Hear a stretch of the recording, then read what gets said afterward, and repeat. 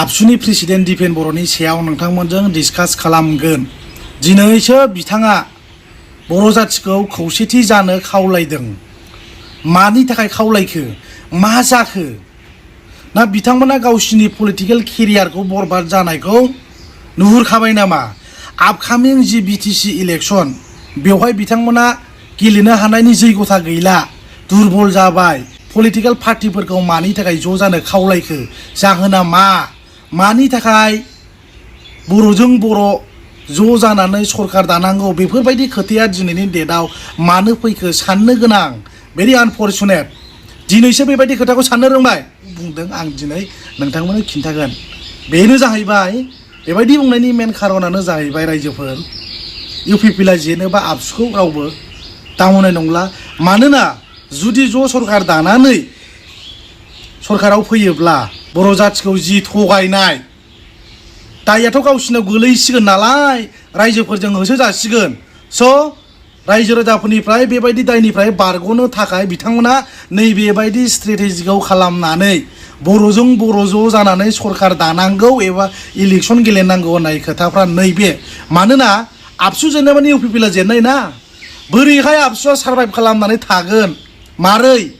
माने मानसिफ्रा डिसइन्टारेस्ट जागोन रायजोफोर जुदि इउपिपिएलआ जेनोबा। मानोना मोननै एंगेलाव बिथांमोना बे खोथाखौ बुंदों। मोनसेया जाहैबाय एक नाम्बाराव इउपिपिएलआ जेननाय लोगो लोगो प्रमद बर'आ 0, आरो 2 नाम्बाराव इउपिपिएल जेननाय लोगो लोगो आबसुआबो दुरबल। जास्ट ड्रामा देखायनायाव मास्टारखा दिपेन बर'आ, बेखौ गोसोआव ला। स्ट्रेटेजि बानायनानै जेबो लाब गैया। दिस इज डार्टि पलिटिक्स। नोंथांमोना जेखि बुङा जेखि जाया खामानि गैया। बे ओरैनो रायजोफोरखौ आलु बानायनायनि अनगा जेबो गैया। ओंखायनो नोंथांमोना बयबो सांग्रां जानाया मोजां। बिथांमोना गावसिनि लाबालाबनि थाखायल' खामानि मावो। ससियेल मिडियायाव बुङो बर' जाथि, उइ आर आबसु, उइ आर डुइं लाइक दे, बेबायदिल'। जेबो लाब गैया, जेबो मावनो हायाखै।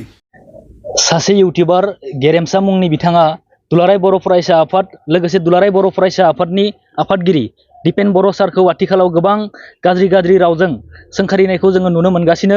जोङो गिबियावनो बिथांखौ खावलायनो नागिरदों, बिथाङा जेन दिनैनिफ्राय बेबायदि गाज्रि खोथाफोरखौ बुंनायनिफ्राय बिथाङा जेन जानगाराव थायो। बिथांखौ जोङो धिक्कार होदों।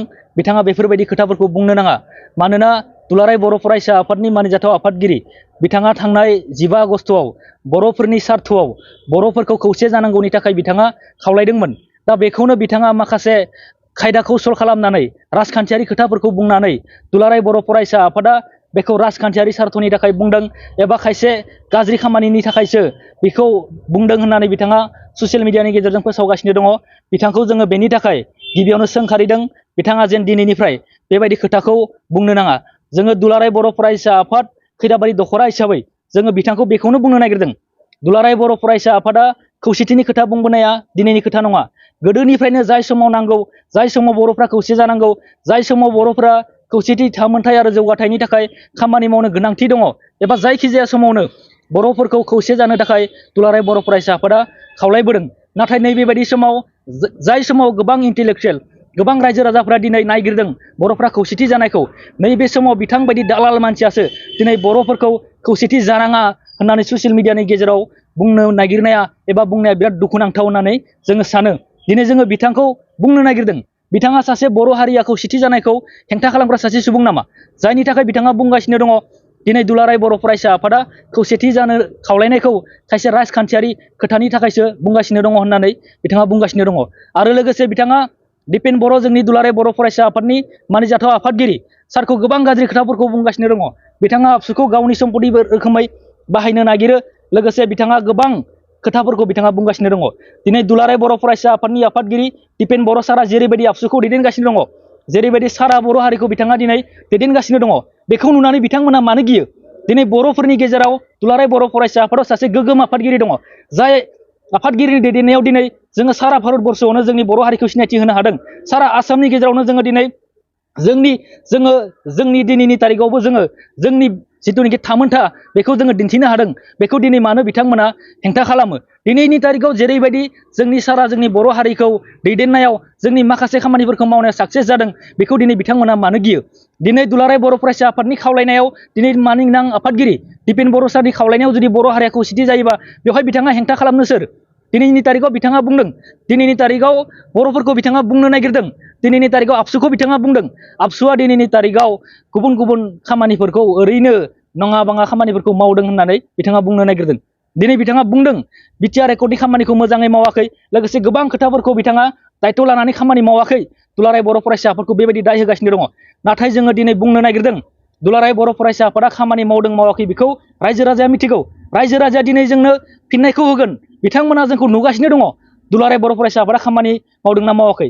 जोंनो बै गेरेमसानि जोंनो सार्टिफिकेटनि गोनांथि गैया दुलाराय बर' फरायसा आफादा खामानि मावदोंना मावाखै बेखौ मिन्थिनो थाखाय।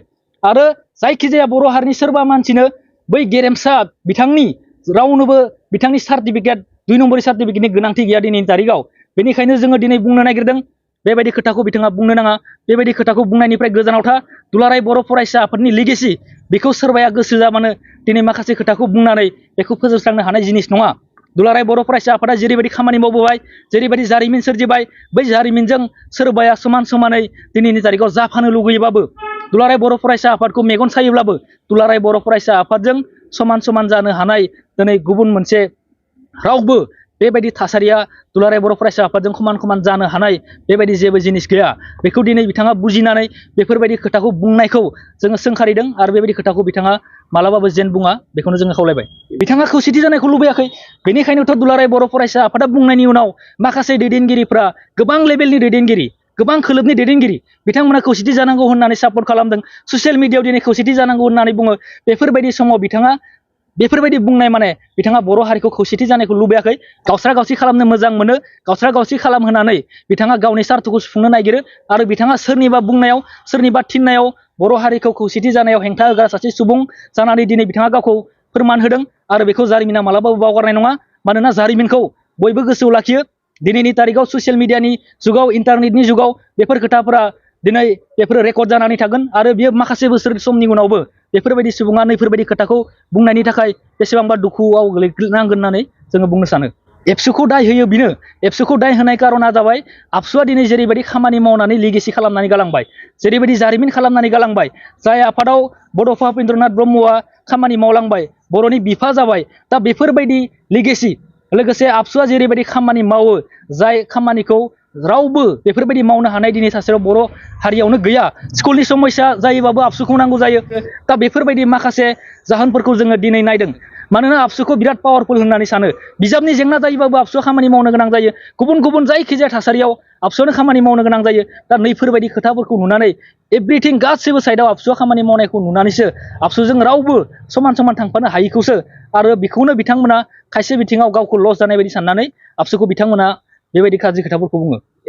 जोङो खैराबारि दख'रा दुलाराय बर' फरायसा आफाद जानानै जोङो बेखौनो खावलायनो नागिरदों। रायजो राजाया जेबो गोनो गोथो जानांगौनि गोनांथि गैया। सोरबा सासे मानसियाल' बर' हारिखौ दैदेननो जुजियोब्लाबो बियो मालाबाबो हाया। बेनि थाखाय माखासे आफादफोर दं, जेरैबायदि दुलाराय बर' फरायसा आफाद, बर' थुनलाइ आफाद, गोबां आफादफोर दं। नांगौ समाव जोंनि माहारियारि आफादफोरा नांगौ बायदि थांखिफोरखौ लाबोदों। बेनि थाखाय जोङो फोथायो आरो जोंजों अरायबो रायजो राजाया सापर्ट होबोदों, हेफाजाब होबोदों। बे लेखायैनो अराय सम जोंनो थाफागोन बेखौ आङो खावलायबाय।